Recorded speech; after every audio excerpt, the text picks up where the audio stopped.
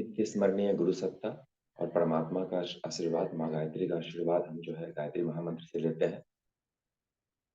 ओम भूर्भुवः स्वः तत्सवितुर्वरेण्यं भर्गो देवस्य धीमहि धियो यो नः प्रचोदयात्।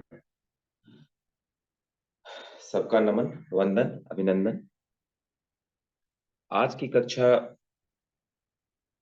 कला साधना पर है। आनंदमय कोश की कला साधना। नेक्स्ट बिंदु साधना पर आदरणीय लोकेश भैया क्लास लेंगे। पंचकोश का एक सूक्ष्म परिचय लेते हुए हम लोग आगे बढ़ते हैं। गायत्री की दो उच्च स्तरीय साधनाएं, गायत्री पंचकोशी साधना और कुंडलिनी जागरण साधना। उच्च स्तरीय साधना को हमें इस रूप में नहीं लेना चाहिए कि ये बहुत ही टफ होगा, बहुत भारी होगा, बहुत परेशानी होगी, बहुत दिक्कत होगा। अध्यात्म सहजता और सरलता की विधा है, तो इसकी जो उच्च स्तरीय साधना है वो भी सरल और सहज है। यहाँ उच्च स्तरीय से तात्पर्य यह है कि जो सर्वसाधारण के लिए हो, सभी लोगों के लिए हो, वो किसी भी आश्रम, किसी भी एज ग्रुप के हो, किसी भी वर्ण, किसी भी फैकल्टी के, साधारण अपना काम काज करते हुए, घर गृहस्थी में रहते हुए, इस उच्च स्तरीय साधना के द्वारा हम ऋषि और योगी, मुनि तपस्वी की तरह हम अंतःकरण धारण कर सकते हैं। ये सर्वसाधारण के लिए सर्वोपयुक्त है, सर्वथा हानि रहित है, इसलिए इसे उच्च स्तरीय साधना कहा गया। और गायत्री साधना से हम समझते हैं ये प्राणों को त्राण देने वाली साधना है। गय मीन्स प्राण होता है, जो प्राणों का उत्थान करे, जो प्राणों का त्राण करे, वह साधना गायत्री साधना। और उसमें उच्च स्तरीय जो सर्वसाधारण के लिए, सभी के लिए अनुकूल है, सभी के लिए उपयोगी है, हानि रहित। और अब इसमें है ना, अपने गायत्री चालीसा में मार्गदर्शन भी दिया है गुरु, ऋषि मुनि यति तपस्वी, ये तो हाई क्लास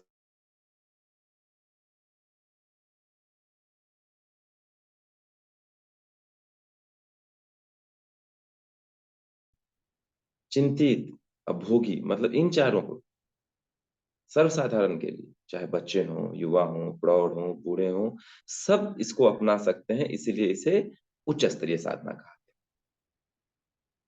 और हमारा जो पंचकोश है ये आत्मा पे चढ़े हुए 5 आवरण है, मतलब मानवीय चेतना के ही 5 स्तर, जैसे हम अन्नमय कोश, प्राणमय कोश, मनोमय कोश, विज्ञानमय कोश और आनंदमय कोश के रूप में समझते हैं। साइंस की भाषा में अन्नमय कोश को हम मैटर कह देते हैं, साइंस उसे मैटर कहता है। प्राणमय कोश को सेल, जो हमारा मनोमय कोश है उसको माइंड, और जो हमारा विज्ञानमय कोश है उसको इंटेलेक्ट के रूप में, और आनंदमय कोश को इंट्यूशन के रूप में। तो कला साधना जो है, कला साधना में भी 5 तत्वों की कलाओं की साधना। कला, कला अर्थात किरण, गायत्री मतलब किरण, वो किरण जो सामर्थ्य है, हर एक वस्तु में अपना सामर्थ्य है, हर एक व्यक्ति में अपना सामर्थ्य है। ये सूर्य की रश्मियों की ऐसी ताकत है जो जिस मात्रा में आदमी के अंदर जागती है, वस्तु के अंदर होती है, वो उसके सामर्थ्य को प्रकट करता है। और प्राचीन समय में जो सूक्ष्मदर्शी होते थे, ऋषि होते थे, मुनि होते थे, ये लोग इसी कला को जानते थे। इस कला को जान के, अगर इस कला को जानने से हमें क्या होगा कि हम पांच पांच तरह की बातें होती है। सबसे पहले क्या होता है, किसी व्यक्ति या विशेष का क्या सामर्थ्य है, उसके तत्वों की न्यूनाधिकता या उसके उसके बैलेंस या उसकी अत्यधिकता देख के हम पता कर सकते हैं।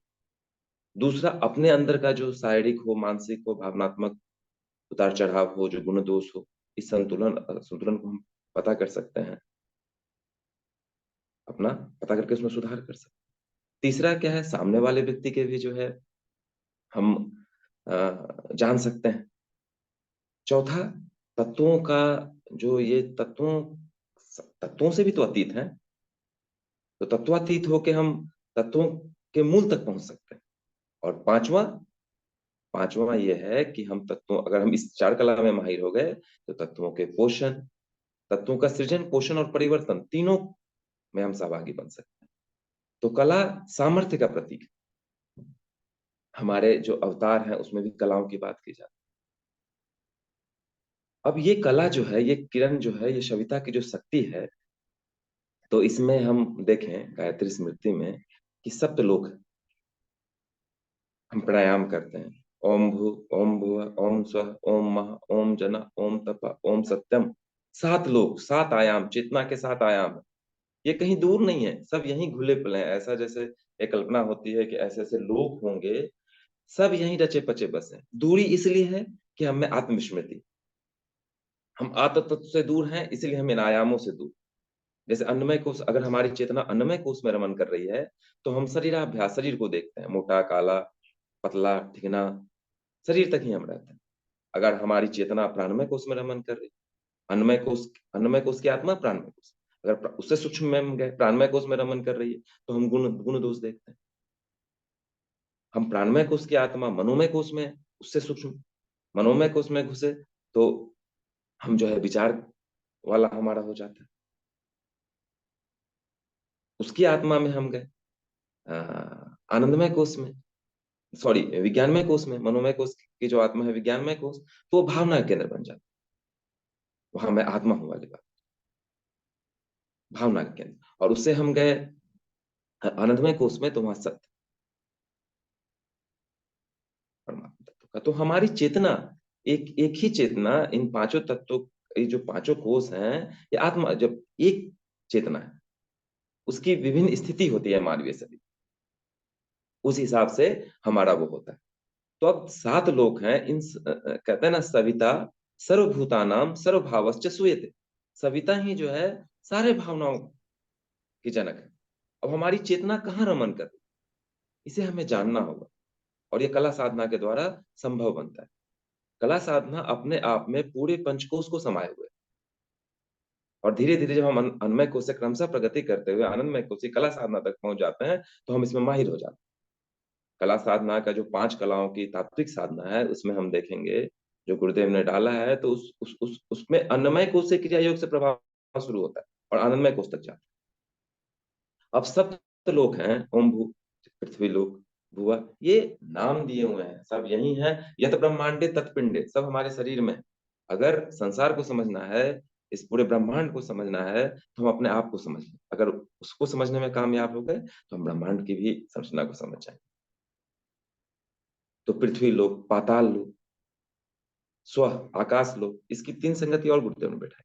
ये बताए हैं कि भू शरीर, भुव संसार, स्व आत्मा।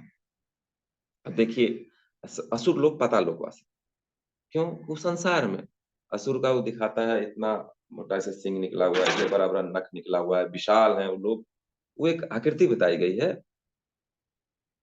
बाकी तो इस शरीर के अंदर सुर और असुर दोनों हैं। सत्प्रवृत्ति का संबंधन हो गया तो हम सुर बन गए। भावे विदते देवा, भावों का भी लोक है जहाँ देवता निवास करते हैं, शुद्ध चेतनात्मक पक्ष। और संसार में ही केवल जी रहे हैं, संसार को ही सत्य मान बैठे हैं, जो निरंतर परिवर्तनशील। तो हम ही असुर हो गए, पाताल लोकवासी हो गए। और स्व आत्मा, आत्मा में स्थित है, आत्म स्थित है, स्थित प्रज्ञ है, हम स्वर्ग लोकवासी हो। तो इस तरह से जैसे हमारी संगति बैठती है, जैसे हमारा उत्थान बनता है, ऋषियों का, उपनिषद, वेद सब है, जिस जिस जहां से हमारी संगति बने, वहां से बना के हमें आगे बढ़ते रहना चाहिए। तो ये 7 लोक जो हैं, इनमें जो तत्सवितुर्वरेण्य, ओम भू, ओम भुव, ओम स्वः, ओम मह, ओम जन, ओम तप, ओम सत, यहाँ तक जो तत्सवितुर्वरेण्यम, तत् तत् उस परमात्मा को, तत्, देखिए भू, भू, भू जो है पृथ्वी लोक है। अब ये 5 कलाओं के तात्विक साधना में जब हम मूलाधार चक्र पे ध्यान करते हैं, या नासिका के अग्र भाग में गंध का ध्यान करते हैं, तो गंध आता है। ऐसे मान लीजिए कि गंध, साधारण गंध जो है हम नाक से लेते हैं, लेकिन किसी किसी आदमी को कुछ ऐसे डिसऑर्डर्स होते हैं जो गंध ही नहीं आते, तो वहां गंध क्या हो? तो हम आत्म पूजो उपनिषद में चले, तो कहते हैं सभी दृश्यों का विलय ही गंध है। सर्वात्मक सभी तरह का विलय हो जाना। एक बिंदु को देख लेना, बिंदु साधना में आदरणीय लोकेश भैया प्रकाश डालेंगे। अनु अनुन्या महतो महिया, सूक्ष्म से सूक्ष्म, लघु से लघु, अणु है, अणु से परमाणु है, परमाणु भी 200 प्रकार के अणु से मिलकर बना है। अभी साइंस 200 को ही खोजा है, पता नहीं कितना। और पूरा ब्रह्मांड, ब्रह्म में भी अंड लगा हुआ। तो कहने का तात्पर्य यह है कि सूक्ष्म से सूक्ष्म उसमें तो सर्वात्मक दृश्यों का विलय ही गंध है। देखिए, एक पृथ्वी तत्व की साधना हो जाए तो सभी दृश्यों का विलय हो जाए। किसी को भी पढ़ेंगे, एक सधे सब सधे सब जाए, एक को भी हम पकड़ लेंगे तो हमें मूल तक पहुंचाएगा, क्योंकि पूर्णमदः पूर्णमिदं पूर्णात् पूर्णमुदच्यते। जो निकला है सब पूर्ण से ही निकला। हम हमसे कहाँ हो जाती है, हम भूल जाते हैं मूल तत्व। जो आत्म तत्व है उसको भूल जाते हैं। आत्म पूजो उपनिषद में कहते हैं, ओम तस्य निश्चिंतनम ध्यानम। उस आत्म तत्व का निरंतर चिंतन, सतत चिंतन ही ध्यान है, ध्यान की परिभाषा। तो हम मुंह से हम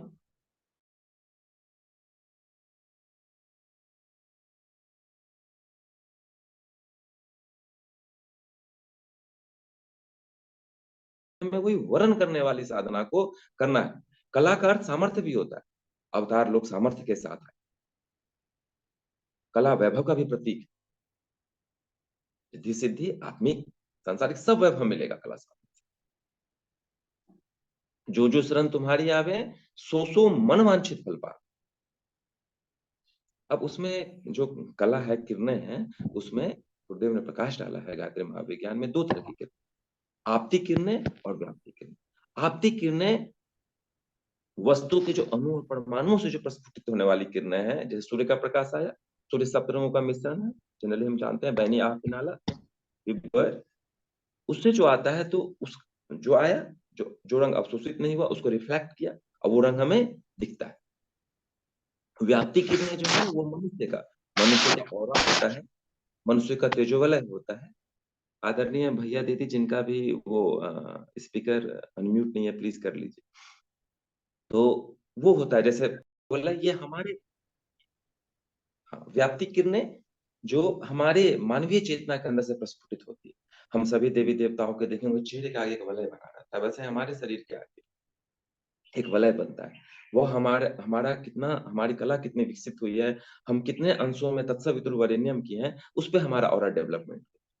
हम महसूस करते हैं कि अ, हम किसी पर्सनालिटी के पास, किसी व्यक्तित्व के पास जाते हैं तो अ, कहीं किसी बारे में बहुत खुश हो जाते हैं, बड़ा हमें अच्छा लगता है। और कहीं हम जाते हैं तो दुगनी हो जाते हैं। हालांकि जो अंदर है सो बाहर दिखता है, लेकिन आदमी के अंदर कला में वो सामर्थ्य है। कला में वो ये जो श्राप वगैरह भी देते हैं, वरदान भी देते हैं, ये भी कला का सामर्थ्य है। कला में वो सामर्थ्य है, हम जाके खुश हो जाते हैं, दुखी हो जाते हैं। कहीं हम किसी माहौल में जाते हैं, तीर्थ में जाते हैं या किसी अरण्यक में जाते हैं तो हमें बहुत शांति महसूस होती है।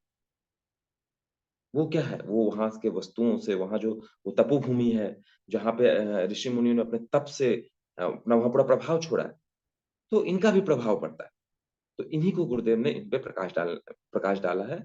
और हम लोगों को उसको आत्मसात करके उस पर रिसर्च करके और आगे जो है हम लोगों को बढ़ते जाना है।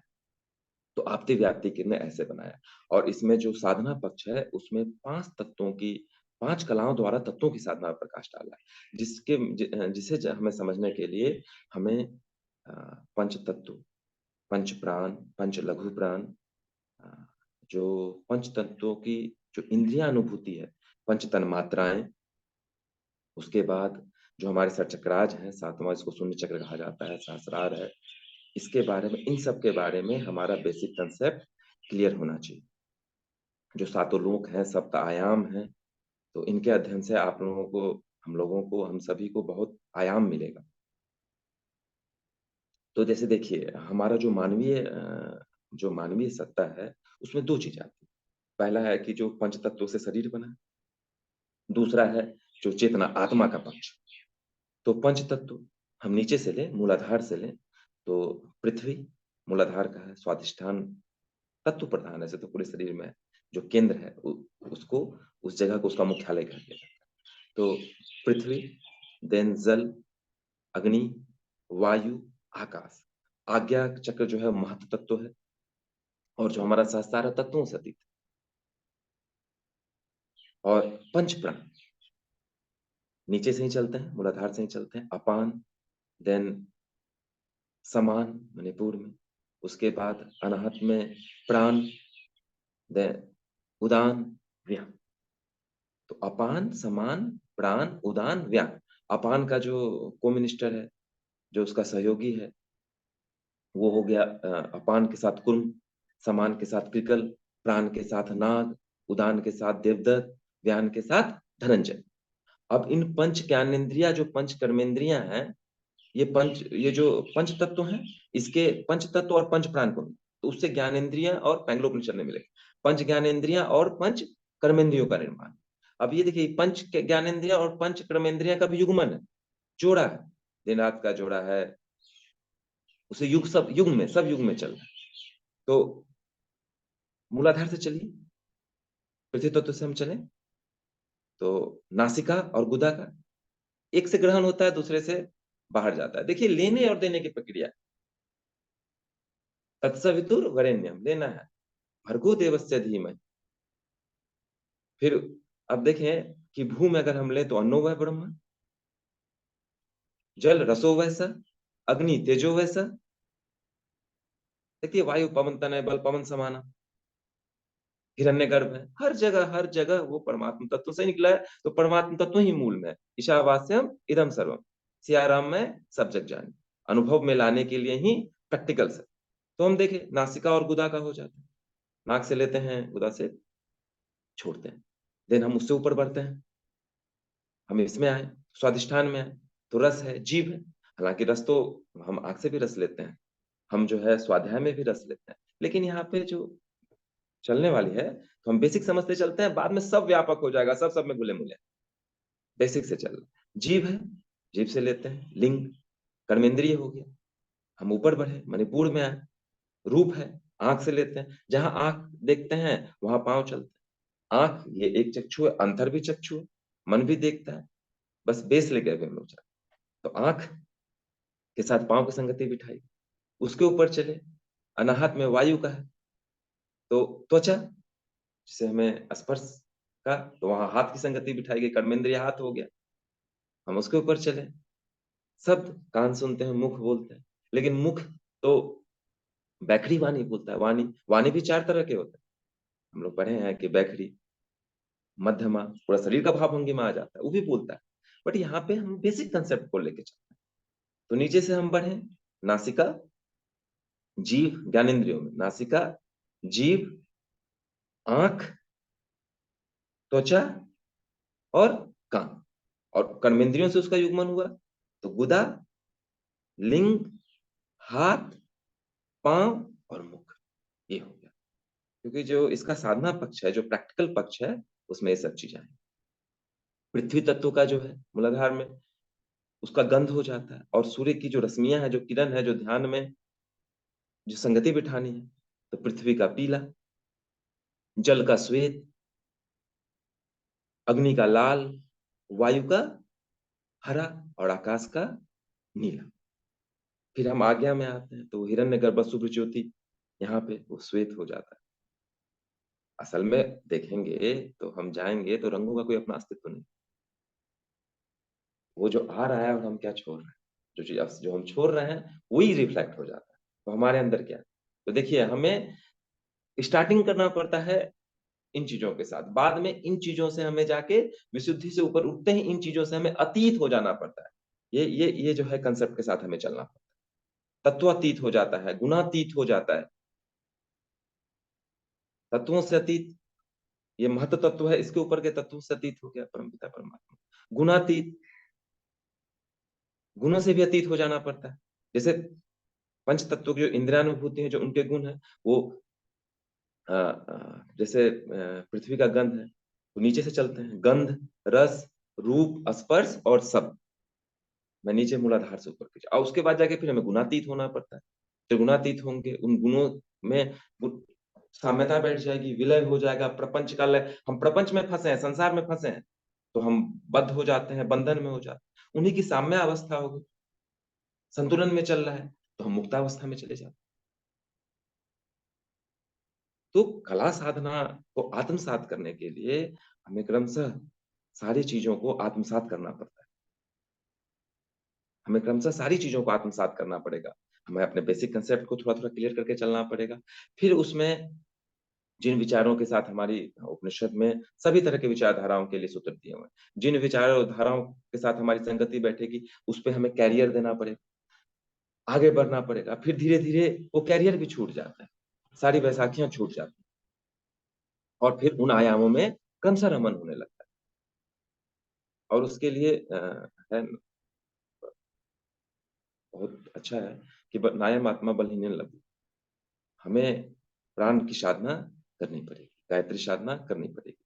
इसलिए गायत्री साधना की उच्च स्तरीय साधना में 2 साधना, पंचकोशी साधना और कुंडलिनी जागरण। कुंडलिनी जागरण साधना से हमें वो फल मिलेगा, जो हम अपने लक्ष्य तक पहुँच जाएँगे। शब्द थोड़े भारी इसलिए लग जाते हैं कि आज के डिक्शनरी से वो मिलते-जुलते नहीं। नहीं तो अध्यात्म सरल सहजता की विधा, सिम्प्लिसिटी की विधा। इसमें कहीं भी कुछ मतलब वो बनावटीपन वाली बात। सरल हैं, सहज हैं, गाड़ीवान रैक हैं। देखिए गाड़ी चला के ब्रह्मज्ञानी थे। इसलिए कोई भी किसी भी वर्ग के लोग इसको अपना सकते हैं और जान सकते हैं। 1 मिनट में टाइम देख लूँ, 21 9 मिनट है मेरे पास। अब हम आते हैं इसके प्रैक्टिकल पक्ष पे।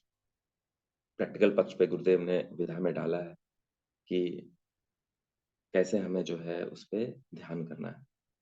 मैं इस कला साधना को भी षटचक्र भेदन के ही साधना के रूप में लिया हूँ और जो मार्गदर्शन क्लास में मिला है उसमें आगे बढ़ रहा हूँ। देखिए इसमें यंत्र वगैरह दिए हुए हैं। मुझे कोई यंत्र नहीं दिखा है।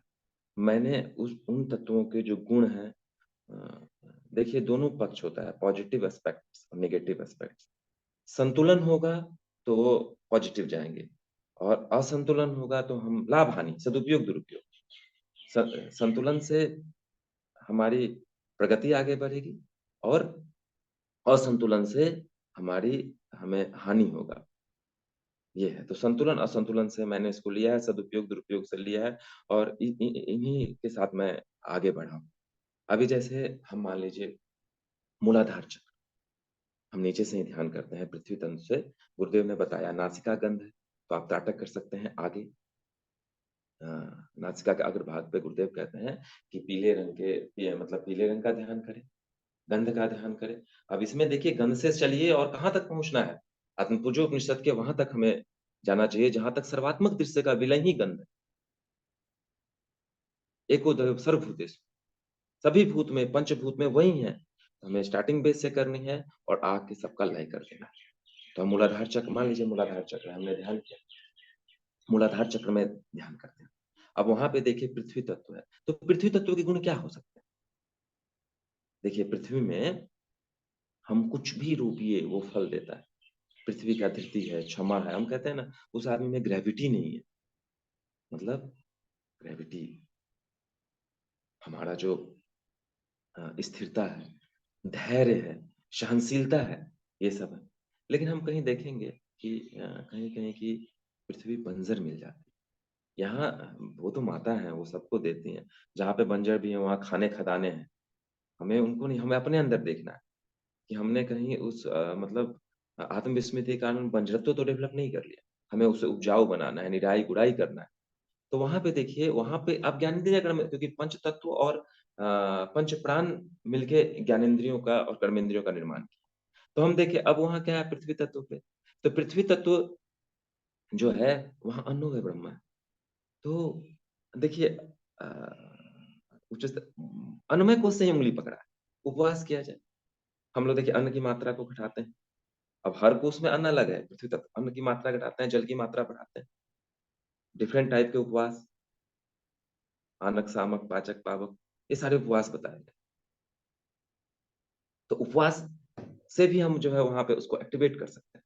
अब देखिए प्राणायाम बंद मुद्रा, हम देखिए कुंभक जिस टाइम लगाते हैं, कुंभक, उसमें देखिए हम पूरा प्राण को तो हम मूलबंध लगाते हैं, वो भी प्रभाव डालेगा मूलाधार चक्र पे। प्राणायाम का साधनात्मक शब्द है। अश्विनी मुद्रा, शक्ति चालिनी मुद्रा तो वहाँ से लेके यहाँ तक मतलब पीनियल और क्रोनियल दोनों मसल्स को करता है।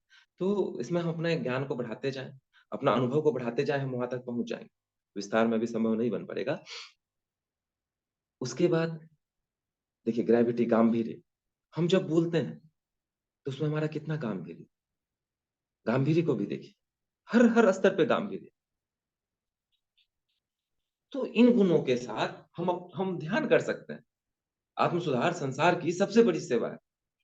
तो हम जब ये बोलते हैं नचिकेता को, यमाचार्य, कि वो पूछते हैं कि हाँ, ये इंद्रियां केवल क्यों हम बाहर की तरफ भागते हैं, संसार की तरफ भागते हैं, हम क्यों नहीं उस आत्म तत्व का सतत, जब लिख भी दिए हैं कि उस आत्म तत्व का सतत चिंतन ही ध्यान है, फिर भी हम क्यों नहीं कर रहे हैं उसका ध्यान? ये ज्वलंत प्रश्न है। तो बोलते हैं यमाचार्य, बड़ा उनका अच्छा लगा हमको, हमको बहुत उसमें कठोपनिषद में बहुत गहरी रुचि है, कठोपनिषद और प्रज्ञोपनिषद। कठोपनिषद में हमको सूत्र मिलता है और प्रज्ञोपनिषद में उसको एप्लीकेशन का माध्यम मिल जाता है। और बिल्कुल संसार में रचा पचा मेरे साथ व्यक्तित्व भी चख लेता है रसो वैसा तेजो वैसा।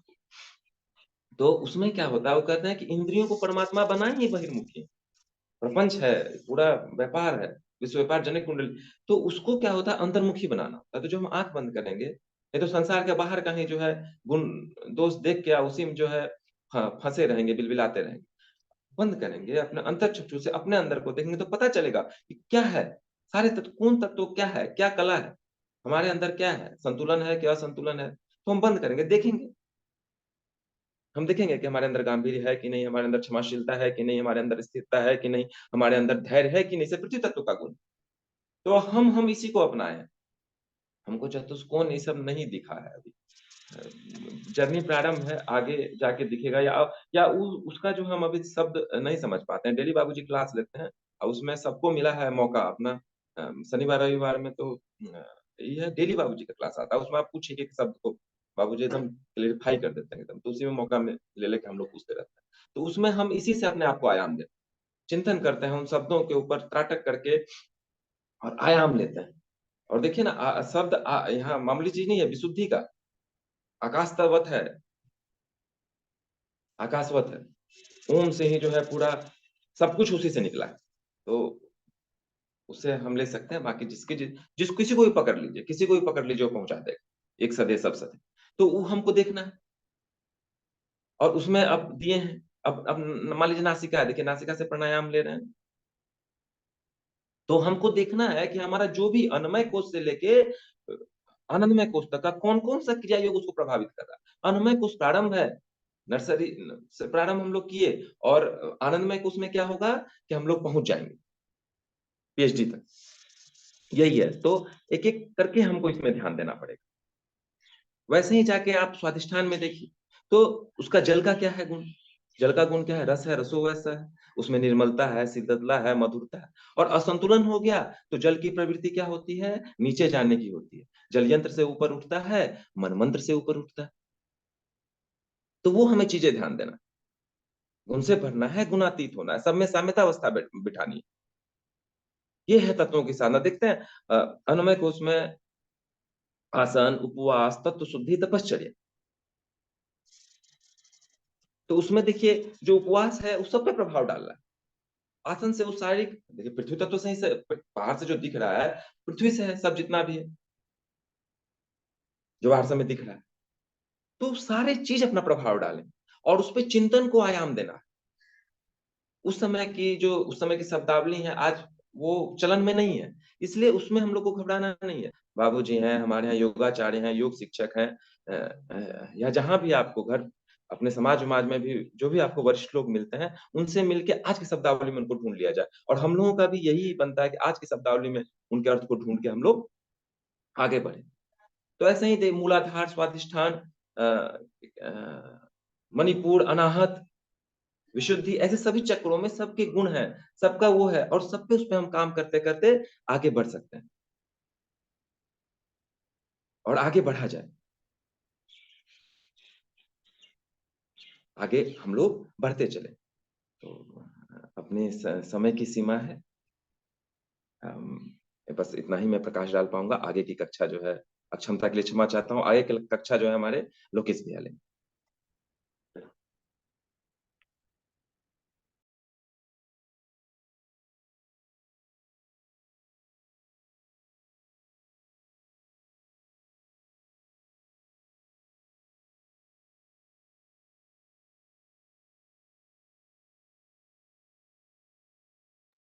कर सकते हैं।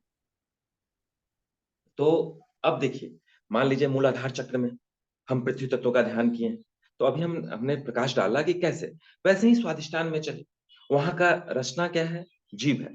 अब देखिए जीव कैसे सधेगा, स्थूल से चलते हैं, जीव कैसे सधेगा। तो जीव को साधने के लिए ऋत भूख, मित भूख और हित भूख, ऋतु के अनुसार खाएं, कम खाएं, ठूस ठूस के ना खाएं। और हित भोग, अपने अंदर देखना है किस तत्व, देखिए किस तत्व की हमारे अंदर न्यूनाधिकता है, तो उसको बढ़ाया जाए। और उन तत्वों से देखिए, अब रंग भी बताए हैं, तो पृथ्वी के तत्व का रंग पीला है, तो जिन फलों का रंग पीला होता है उसमें पृथ्वी तत्व की प्रधानता होगी, हम उस पर रिसर्च कर सकते हैं। और हित भोग का एक अर्थ क्या होता है कि हम जो खाते हैं, देखिए सबका बॉडी का अपना अपना रिएक्शन, एक जो सार्वभौम है वो किताब में दी जाती है, बाकी अपने बॉडी को खुद देखना पड़ता है, आत्मनिरीक्षण करना पड़ता है। आत्मनिरीक्षण करके ये देखना पड़ता है कि हमारा वो स्टेट आया है कि नहीं आया। तो अभी देखिए स्वादिष्ठान चक्र में रस है, जीभ है, हम जीभ को, अब देखिए जीभ का एक काम बोलना भी, तो मौन साधना से जो है हम जीभ को साध सकते हैं। और अब देखिए उसका कर्मेंद्रिय क्या है, लिंग है। तो लिंग को हम देखिए मूलबंध का में जब हम मूलबंध लगाते हैं तो दोनों को सिकोड़ते हैं, अपना इनस वाला जो गुदा मार्ग उसको भी सिकोड़ते हैं, और जो अपना पेनिस है, लिंग है, उसको भी, दोनों से सिकोड़ते हैं। प्राण के क्षण का जो देखिए, ज्ञानेंद्रिय ग्रहण करती है और कर्मेंद्रिय उसका सही अगर मिसयूज करना किया तो वहां से उसका क्षण शुरू हो जाता है। तो लिंग से, लिंग देखिए अन्नमय कोश का बिंदु जो है, अन्नमय कोश का जो बिंदु है, आदरणीय लोकेश भैया किसी कारणवश नहीं आ रहे हैं, थोड़ा उसको भी लेते हुए चलते हैं। तो आनंदमय अन्नमय कोश का बिंदु क्या है, वीर्य। और वीर्य का क्षरण तो ऐसे लिंग से होता है, लेकिन और भी जगह से क्षरण होता है। लिंग एक सेंटर पॉइंट दिया हुआ, गया आंख से क्षरण नहीं होता। हम चल रहे हैं, हमारे अंदर कामुकता है, हाँ, मांस के पिंड को देख के जो है उत्तेजित होते जा रहे हैं। अब उस मांस के पीटर हड्डी है, हड्डी के अंदर मंजा है, उसको हम देख नहीं रहे। और उस सारा क्या है, कपड़े का केवल ढांचा है, उसके अंदर क्या है, उसके अंदर क्या है, उसके अंदर क्या है, जब मूल में पहुंचेंगे तो उसके अंदर आत्मा है। वहां तक हम लोग की दृष्टि जा नहीं रही। प्रपंच में फंसे हुए रूप को देखे काम वासना में हम लोग लिप्त हो, देखिए आंख से भी क्षरण हो। और रूप किसका है, देखिए रूप जो है, हम उसका जो है मणिपुर वाला, अग्नि वाला। तो हमें हमारा एक केंद्र है, वहां लिंक दिया गया। तो हम वहां वज्रोली मुद्रा से, वज्रोली मुद्रा से भी हम उसको कर सकते हैं। वज्रोली क्या है, क्रिया है। और उसमें योग किसका देना पड़ेगा, ज्ञान। ज्ञान का शुरू कहां से होगा, विचार से होगा। विचार कहां से मिलेंगे, अब देखिए अन्नमय कोश का भोजन जो था वो अन्न था, तो मनोमय कोश का भोजन क्या है, विचार। जहां से चेतनात्मक पक्ष शुरू होता है, विचार हमें कहां से मिलेगा, सारे ज्ञान इंद्रियों से मिलेगा। हम आंख से देख के सीख रहे हैं, कान से सुन के सीख, सबसे हम सीख रहे हैं। लेकिन विचार का जो डायरेक्ट माध्यम है, जैसे हम अध्ययन के मामले में ले, तो पढ़ाई। तो डेली सुबह सुबह अगर हम उपनिषद का, सद साहित्य का जिसमें रुचि हो, रामायण गीता सब निकले हैं, सब इसी से निकले हैं, सब इसी से निकले, जिसमें आपकी रुचि बैठती हो, जिस जिस जिस संत, जिस महात्मा, जिस ऋषि से आपकी सहायता बन रही हो विचारों, तो उस विचारों से सहायता बनाई जाए। सुबह सुबह जो है, सुबह सुबह देखिए जल तत्व है स्वादिष्ट का, सुबह सुबह उषा पान के साथ हम अगर विचारों को दे दें तो चिंतन को आधार मिल जाएगा। चिंतन नीचे का होगा, कामुक चिंतन होगा, तब ना लिंग लिंग से दुरुपयोग होगा। तो हमको इस पे ध्यान देना अपना। अब देखिए इंटेक में अगर हम घूट घूट पानी, खूब पानी पिए, तो हम लोग को पेशाब का कोई विकार नहीं होगा, रक्त संबंधित विकार नहीं होंगे। देखिए ये सब रक्त दिख रहा है, स्थूल से जाइए सूक्ष्म तक, और सूक्ष्म से पहुंच जाइए कारण तक। तो ये विधा से हमें गुरुदेव बता रहे हैं। क्योंकि पहले तो इंद्रियां बहिर्मुखी हैं, आंख कान नाक सब बाहर देख रहा है। तो अंदर देखिए, अंदर को पकड़िए, बाहर देखिए, बाहर को पकड़िए। जहां पकड़िएगा तब तक चरवेती करना है, जब तक भूख। तो वहां पे हम देख रहे हैं कि कौन कौन सा, तो देखिए किस किस क्रिया योग से वहां, तो वहां पे देखिए, इसमें भी देखिए, इसमें भी जो है पाचक उपवास है, हम लोग पानी पीते हैं, जितना भूख लगता है उतना ही खाते हैं। तो देखिए वो दोनों तत्व को, पृथ्वी तत्व और जल तत्व दोनों को करेगा। जैसा हार लेते हैं हम लोग, उसके ऊपर हम लोग बढ़ते हैं। उसके ऊपर बढ़िए तो अपना मणिपुर चक्र है, मणिपुर चक्र अग्नि तत्व प्रधान। वहां पे देखिए क्या है, देखिए वहां पे प्राण भी है, प्राण की आप भी संगति बिठा सकते हैं। जैसे जैसे अध्ययन होगा वैसे वैसे संगति बैठेगी और क्लियर होता जाएगा सब कुछ। तो वहां पे देखिए अब मणिपुर कौन सा तत्व प्रधान है, अग्नि तत्व प्रधान है। उसका गुण क्या है, रूप है। आंख से परमात्मा तेजो वैसा भी, तेज रूप, शुभ्र ज्योति के पुंज अनादि अनुपम है।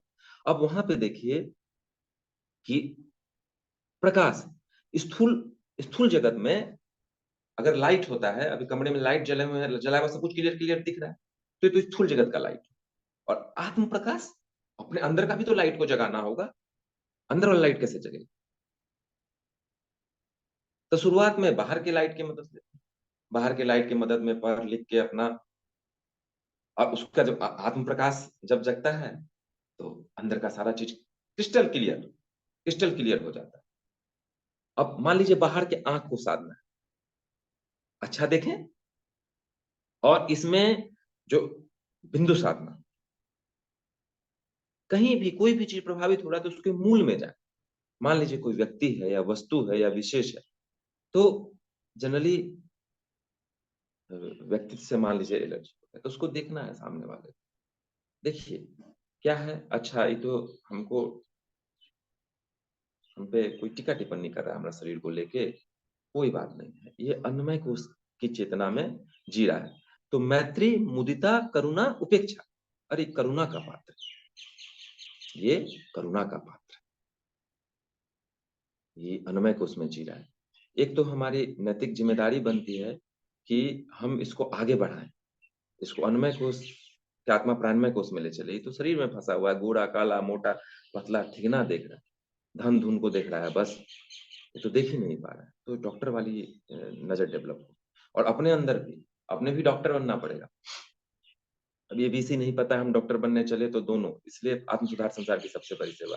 पहले खुद का प्रक्षालन करके, नहीं तो बाहर का संसार बिलबिला के एकदम पृथ्वी तत्व की विकृति से वो पीलिया उलिया फोड़ा उड़ा खाज खुजली दिनाई सब हो जाता है। तो पहले अपने को मजबूत बनना है, प्राणवान बनाना है, और बाहर जो है संतुलन बिठाना है। फिर जैसे जैसे बढ़ते जाएंगे, फिर देखते हैं हर लोक बनाया गया है। लोक क्या है, अपना ही चेतना का आयाम है, अपना ही सोचने का, अपना ही देखने का, अपना ही बोलने का सब है। वही चेतना रमन कर रही है, जिस जगह पहुंच गई है तो देखने का, बोलने का, पंचों ज्ञानेंद्रिया वही है, सिस्टम वही है, टूल्स वही है, लेकिन सब अलग अलग आहार लेने लगता है। और फिर उस हिसाब से अलग अलग अंदर से सब मॉनिटर होने लगता है, रैम रोम सब स्ट्रांग बन जाता है। फिर देखिए बाकी सब अपना काम अच्छा करता है। तो वहां पे हम देखिए कि हमको अपना कैसे आंख को वो बनाना है, अपना कर्मेंद्रिय को कैसे मजबूत बनाना है। तो उस पर जिस जिस क्रिया योग का प्रभाव पड़ता है हम उसको करेंगे। उपवास का बहुत अधिक प्रभाव पड़ता है, सारे पाचक रस को समान ही पूरा पहुंचाता है। कृकल कफ का प्रतिनिधि है, वहां गुण को देखिए अग्नि का, कि मतलब जो है वो उसमें गर्मी है, वो उष्णता है, गर्मी है उष्णता है, और उस तपअग्नि से, सारे हीट से सारे पाप को वो भून सकता है, भड़गा। देखते हैं पाव माना ऋषि अग्नि को पंचाग्नि, पांचों अग्नियां हैं, तब से वो गर्मी वो हीट उत्पन्न होता है। तो वहां पे हम देख लीजिए, अब देखिए उद्यान बंद, बंद में देखिए जब हम प्राणायाम करते हैं, प्राण को आयाम देते हैं, देखिए उद्यान बंद लगता है, तो उसका जो है विशेष प्रभाव है। मणिपुर स्वादिष्टान दोनों पड़ता है, मणिपुर पे सबसे विशेष प्रभाव अनाहत को भी छूता है, अनाहत को भी छूता है, विशेष प्रभाव यहाँ पड़ा। लेकिन देखिएगा ये वाला पोला वाला ये वाला जो स्थान है, ये भी, और दोनों को ही छूता है। ऋषि लोग इतना कमाल का शोध किए हैं कि सब है। और लेकिन उस पर आस्था कैसे बढ़ेगी, उस पर विश्वास कैसा बढ़ेगा? पहले आस्था और विश्वास, श्रद्धा से ही। आखिर संसार में रचा पचा व्यक्ति आर्थ चिंतित होगी, मेरे सब व्यक्तित्व तो कैसे लेगा? तो उसमें श्रद्धा, श्रद्धा ज्ञान, श्रद्धा विज्ञान, ये बहुत इंपॉर्टेंट है, सबसे पहला मूल है। प्रांजल फॉर्मेट है श्रद्धा, प्राण का जो है प्रांजल सबसे वो वाला, उसी से श्रद्धा से ही। तो श्रद्धा विज्ञान को डेवलप किया जाए, विश्वास किया जाए तो सब होगा, और उस पे ज्ञान का कैरियर दिया जाए, तो हम उससे हम डेवलप कर सकते हैं। उसके ऊपर हम अनाहत में चले तो अनाहत में हम क्या देखते हैं? वायु तत्व है वहां पे। देखिए वहां रंग का भी दिया हुआ है, हम रंग से हमारी संगति बैठी नहीं है, हम इन्हीं से, जिनसे हमारी संगति बैठी है हम उसी को चल रहे हैं। आप लोग कीजिए, आप लोग अधिक सूक्ष्मता में जाके उसको प्रवेश करके उसको देख सकते हैं। रंग का अपना गुण होता है, और उस गुण बोधक को लेके हम साम्यावस्था और संतुलन बिठाने का काम कर पा रहे हैं, और उतना ही हमसे हो पा रहा है अभी। तो अब उसके ऊपर चलिए, वायु है, जो वायु है उसका रंग हरा बता रहा, हरा रंग है, हरी हमारी धरती की अंगराई। देखिए पवन तनय बल पवन समान, पूरा प्रवाहमान है। और देखते हैं कंडेंसिटी घटता जा रहा है। पृथ्वी अपना छोड़ा, अपने अपना जो वो था अहंकार तो था उसको छोड़ा अंदर, तो जल में हुआ, जल अग्नि त्रय अग्नि में हुआ। और अब देखिए अग्नि जो है जाके वायु में हो रहा है। मतलब यहाँ पे हमें धैर्य को छोड़ने के लिए नहीं बोला जा रहा है, क्षमाशीलता को छोड़ने के लिए नहीं बोला जा रहा। हमें यहाँ जो छोड़ने को बोला जा रहा है वो अपना वासना तृष्णा और अहंकार, वो वाला जो हमें संसार में घसीटता है, जो हमें आत्मविस्मृति की ओर ले जाता है। हर चीज का पॉजिटिव और निगेटिव दोनों एस्पेक्ट्स है। हमें पॉजिटिव वाला, प्रेम और घृणा दोनों अच्छा चीज है, दोनों का युग्मन है। प्रेम किससे करें? अपने अपने अच्छाइयों से प्रेम करें। घृणा किससे करें? अपनी बुराइयों से घृणा करें। घृणा भी प्रेम का ही पार्ट है, रिवर्स है, हेड एंड टेल है। प्रेम का विकृत रूप घृणा है। ज्ञान का अभाव अज्ञान, इस बात को हमें समझना। तो चलिए वहां वायु तत्व है। अब वहां देखिए उसका गुण क्या है? वायु का स्पर्श है, वहां त्वचा है। तो हम इसमें एक चीज देखते हैं कि देखिए मनोमय कोष में तन्मात्रा साधना रखा हुआ है, लेकिन संसार में बहुत ही मतलब कारगर साधना है।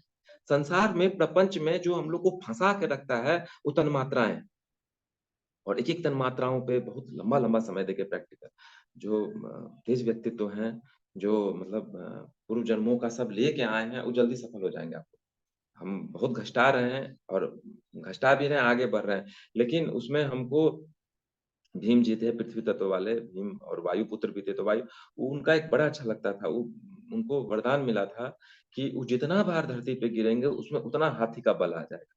तो हम गिर जाते हैं, गिरने के बाद हम उसी बात को मान लेते हैं कि हम जितना बार गिरेंगे उतना बार हमको अधिक बल देने के लिए गिर गए हैं, और उतना बार उठेंगे। गिरते हैं, तन्मात्राएं घसीट ले जाती हैं, फिर उठते हैं। और इसीलिए आत्मबोध और तत्वबोध के रूप में देखते हैं। तत्वबोध, तत्वबोध यही पांच कला और पांच तत्वों के साथ तत्वबोध रात में करना है कि हम अपने कितने कला और अपने कितने सामर्थ्य से हमने काम किया है साहब। लेकिन उसमें पछतावा, रिग्रेशन ऐसा नहीं हो, सप्रेशन ऐसा नहीं हो कि डिप्रेशन में बन जाए। कोई बात नहीं, गिर गए हैं, और उतना देखते हैं पृथ्वी तथा क्षमाशीलता, वो हमको क्षमा करेंगे। और जितनी सहजता से हमको ईश्वर क्षमा करते हैं, उतनी सहजता से हमें अपने बाहर व्यक्ति वस्तु विशेष को भी क्षमा कर देना चाहिए, तभी आगे बढ़ेंगे। क्षमा से बोलते हैं गीता में, क्षमा से क्षमा नहीं कीजिएगा क्रोध उत्पन्न होगा, क्रोध से जो है विवेक भ्रष्ट होगा, मूढ़मति होंगे और सब सत्यानाश। तो गिरने से कोई दिक्कत नहीं, गिरिए फिर 100 हाथी 1000 हाथी का बल लेके उठिए और फिर आगे बढ़िए, चढ़े हुए। न रुक, मतलब न झुकना नहीं है, टूटना नहीं है, गिरेंगे, होता है। इसी इसी तो खेल में पहलवानी होता है, मलयुद्ध होता है, गिरते हैं, उठते हैं, ताल ठोकते हैं, फिर आगे बढ़ते हैं। हर जगह कहीं शरीर की पहलवानी है, कहीं दिमाग की पहलवानी। जो जो अपनी चेतना में रमन रहा है, हर कोई पहलवानी कर रहा है, और पहलवानी को संघर्ष कर दिए, अध्यात्म की उच्च भाषा में उसको चढ़े बेती कर दी, और संघर्ष ही सफलता की जड़। तो आज के शब्दों में हम उसको बिठा। अब वहां पे देखिए त्वचा है, और क्या है? हाथ है। तो वहां पे जो है, अब देखिए वायु वाणी का है, सॉरी उसके ऊपर वाणी का। अब त्वचा से हम क्या करते हैं? अब देखिए हमें गर्मी, देखते हैं हम लोग, गर्मी सर्दी सबको प्रभावित कर देता है, तो देती है तन्मात्रा साधना में, कैसे उसको साध। और देखिए सब मन से सत जाता है। बारिश बहुत हो जाती है, लाइट कट जाता है, सब मन, लाइट रहता है तो पंखा भी चला लेते हैं, लाइट कट जाती है तो कहते हैं कि तन्मात्रा साधना कर लेते हैं। जब जैसन तब तैसन, ने वैसन तब मर्द कैसन, हम लोग भोजपुरी में कहते हैं कि जब जैसा तब तैसा, नहीं वैसा तो मर्द कैसा। मर्द का मतलब यहाँ मर्द वो वाला मर्द नहीं है, लिंग भेद वाला मर्द। मर्द का मतलब है यहाँ पे प्राणवान। यहाँ प्राणवान की बात होगी। प्राणवान, हम कैसे प्राणवान? तो उससे भी संगति बिठाइए। कुल मिला के हमें देख, कहते हैं ना, शांति कांति हिंग श्रृंखलिंग मेधा प्रभा, जीवन ज्योति प्रचंड, शांति कांति जागृति प्रगति, रचना शक्ति अखंड। इन्हीं सब लोगों से वो सात कला आएगी हमारे अंदर, सात सामर्थ्य आएगा, पांच कला हम डेवलप करके, शांति आएगी, कांति आएगी, जागृति आएगी, प्रगति आएगी। और देखिए आत्मिक कलाएं तीन है, सतरज और तम, जिसको ग्रंथि भेदन में विज्ञान में कोर्स में बताया गया। वही हिरिंग श्रृंखलिंग त्रिपदा है माँ का। और तीनों किसकी? उसको ब्रह्मा विष्णु महेश त्रिदेव के साथ बताया गया। उस समय के डिक्शनरी में वो सब सब था। सृजन, सृजन करता, पोषण करता और परिवर्तन। विनाश किसका विनाश होगा? सब अपना रूप बदल रहा है। तो परिवर्तन, परिवर्तन शब्द बहुत, क्या प्रलय हो गया, परिवर्तन हो गया, मतलब energy can't be generated not be destroyed. आत्मा तो अमर है, इस सबसे संगति बैठ गई, आपको जिस सबसे संगति बैठी उस सबसे संगति बिठा, मूल तक हमें पहुंचना है। उसके ऊपर चले हम देखें विशुद्धि। विशुद्धि, अब देखिए विशुद्धि है, आकाश है, शब्द है। अब देखिए कि सबसे कमाल का है, उसमें सबसे अप्रतिम भूमिका निभाता है, अतीन्द्रिय क्षमताओं का स्वामी है, मतलब विशुद्ध चेतनात्मक यहाँ से शुरू होता है। उसमें वाणी है, बैखरी है, मध्यमा है, परा है, प्रशंति है। यहाँ से आपका जो है विचार जगत का कहानी शुरू हो जाता है। विचार है, इंटेलेक्ट है, इंट्यूशन है, यहाँ से सारा शुरू होता है। खूब स्वाध्याय किया जाए, खूब उपनिषद किया जाए, और उसके नीचे वाला प्रैक्टिकल का केंद्र, प्रैक्टिकल किया जाए। उसके ऊपर आज्ञा है, अब सारे गुणों को गुणातीत बन जाना है। जो भी था सतरजतम छोड़, ग्रंथि भेदन कीजिए, यहाँ पे आगे चक्र में आगे प्रकृति मध्य यहाँ पे किया जाए ग्रंथि भेदन, है ना। ब्रह्म ग्रंथि, रुद्र ग्रंथि, विष्णु ग्रंथि, रुद्र ग्रंथि, मूलाधार स्वाधिष्ठान को बना के जो मिला के रुद्र, फिर उसके ऊपर वाला मणिपुर अनाहत, फिर विशुद्धि, इसको मिला के वो बनाया गया। इसका गहन विज्ञान है, इस पे गहन कक्षाएं चली, अपना शोध शुरू किया जाए। उसमें डिक्शनरी के अपने जिन शब्दों से सहायता बनी है उसको लेके बिठाया जाए। यहाँ पे जो हमने बिठाया वो है मनसा वाचेन कर्मणा एक रूपता, मन से, वचन से, कर्म से एक रूपता बिठाई जाए।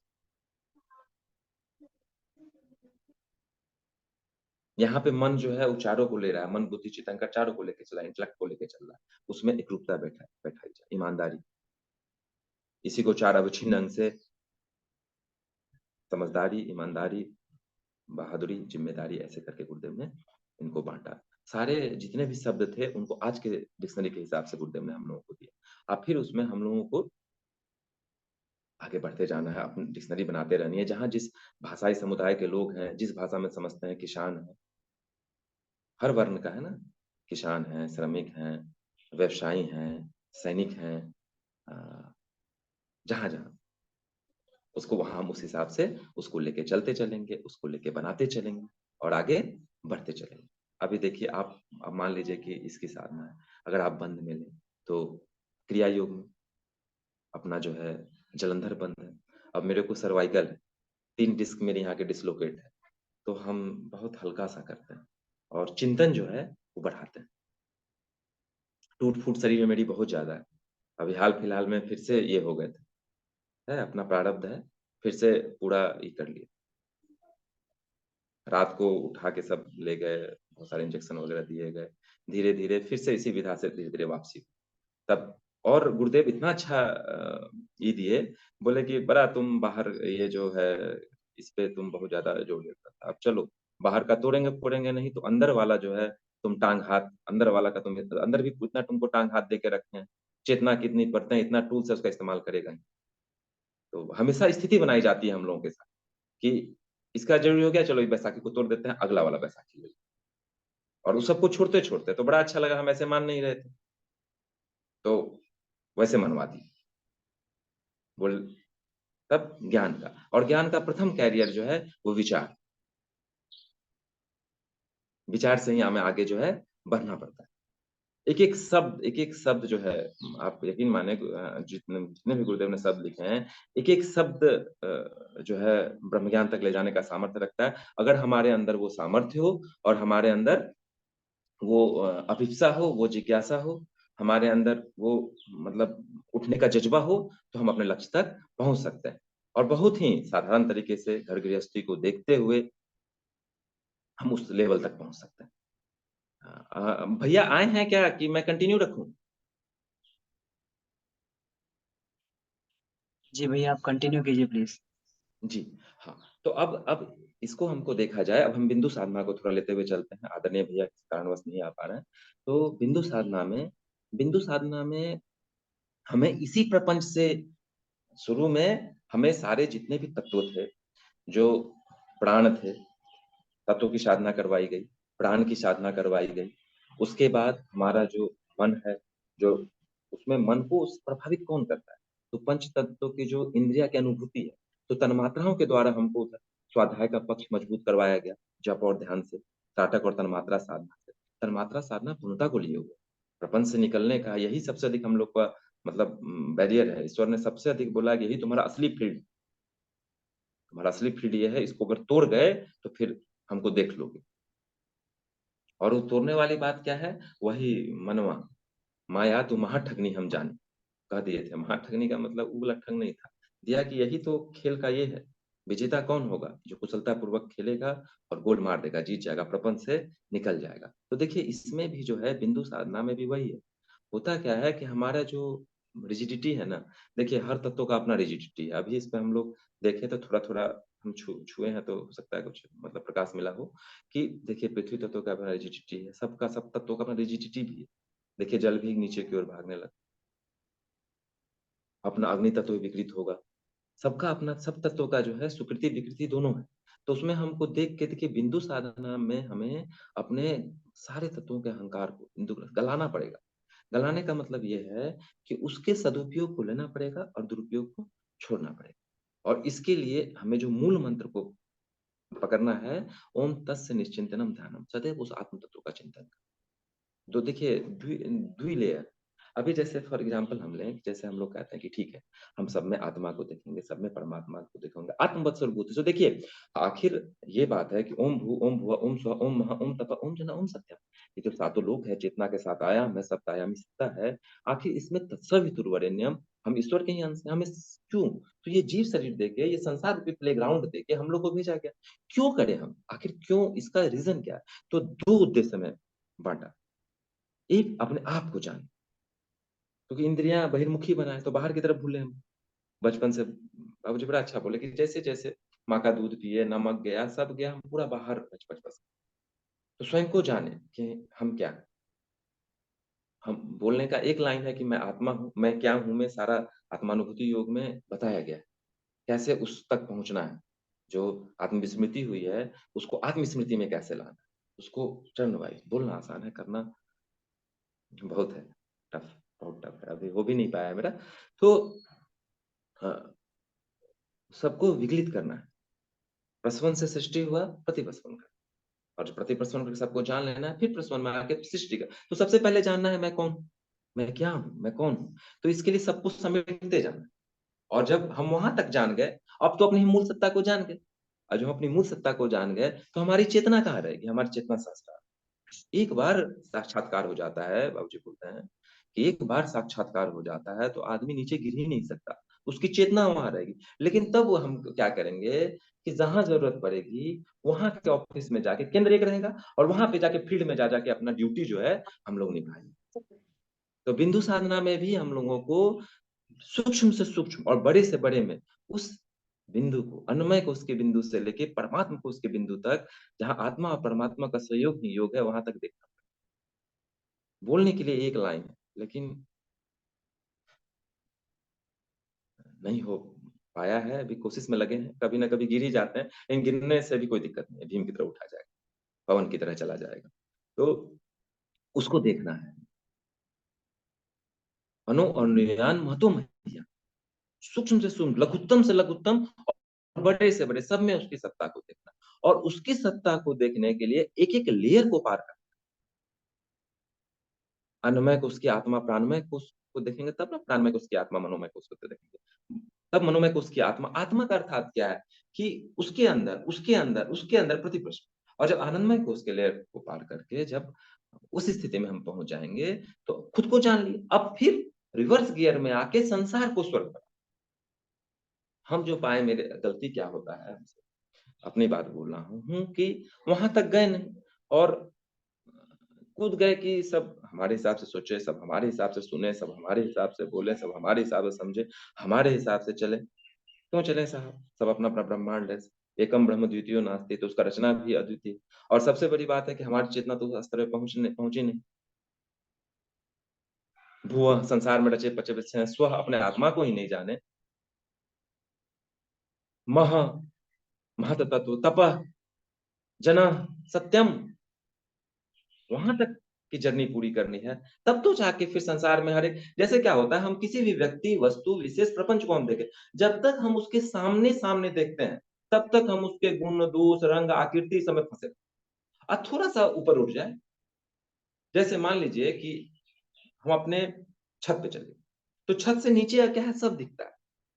युद्ध के मैदान में जो पीक पे रहता है, उसका जीतने का आसान होता है।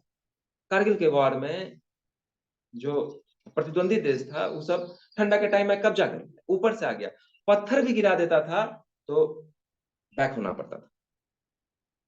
हालांकि वीर और धीर बढ़े और अपना काम किए, गिर गए तो क्या हुआ, सब क्रिया योग दिया हुआ है, चढ़ेंगे और कारगिल हिल पे कब्जा की। तो कहने का मतलब क्या है कि कोई बात नहीं, आ गया तो आ गया, चढ़ेंगे, और कौन मरता है, शरीर मरता है, आत्मा तो कोई मरती ही नहीं। वैसे ही क्या है, फोर्थ डायमेंशन को आइंस्टाइन जी ने काल बोला, और बोला वो काल भूत भविष्य वर्तमान तीनों से परे है, इसे कोई सत्ता ही नहीं। और बोले कि जिस दिन चतुर्थ आयाम में हमारा साइंस पहुंच जाएगा, उस दिन कुछ भी, ये पूरा संसार ब्रह्म जान पड़ेगा, सत्य एक ही जान पड़ेगा। ये है, तो बिंदु साधना में हमें यही देखना है। और देखिए, देखिए मान लीजिए कि जिसका आंख नहीं होगा, जैसे मान लीजिए कि आंख है तो उससे तो हम रूप देख रहे हैं, जिसका आंख नहीं होगा तो रूप कैसे देखेगा, रूप साधना ही जाके। तो देखिए, पंच ज्ञान इंद्रियों की अपनी अपनी आंख है। जैसे सोए हैं और सोते सोते बीमार मान लीजिए पड़ गए हैं, उठ नहीं पा रहे हैं, सोते सोते मान लीजिए कोई खाना खिला दिया बच्चा को, सोते सोते। कल मेरे बाबू को सर्दी हो गया था, तो जायफल, दादी माँ बोली माँ के दूध के साथ जायफल, उसको सोए सोए उसको पिला दिया। उसको पता चल गया ना, आंख से जायफल को देखा था, ना उसको उसको कड़वाहट पता चली। अब जो चम्मच गया, वो बाद में चम्मच दिन भर नहीं लिया। देखिए, बिना देखे स्पर्श का अनुभव लिया, आंख से तो देखा नहीं, सोया हुआ था बेचारा। तो देखिए, सब देखता है, सब सुनता है, सब अनुभव करता है, लेकिन उसमें एक विशेष कार्य के लिए नियुक्त किया गया है, तो उसको उस चीज का नाम दिया गया। हम लोगों का, जैसे हॉस्पिटल में एडमिट थे, तो दौड़ रहे हैं, अरे लगता है दौड़ रहे हैं, जो कदम ताल सुनाई दिया, दौड़ने का ध्वनि अलग है, और जो परेड होता है ड्रिल का, उसका ध्वनि अलग है। सोल्जर का जो चाल का ध्वनि है वो अलग मिलेगा, पांव घसटा के चलने का ध्वनि अलग मिलेगा, बुद्धिमान आदमी का छोटा छोटा पक्का अलग मिलेगा, धावक का अलग मिलेगा। देखिए, कान से भी देख के सब पता चल जाता है। तो देख रहे हैं हम लोग कि पूरा जो ये पंच ज्ञान इंद्रियां हैं, इन्हीं से सारी अनुभूतियां होती।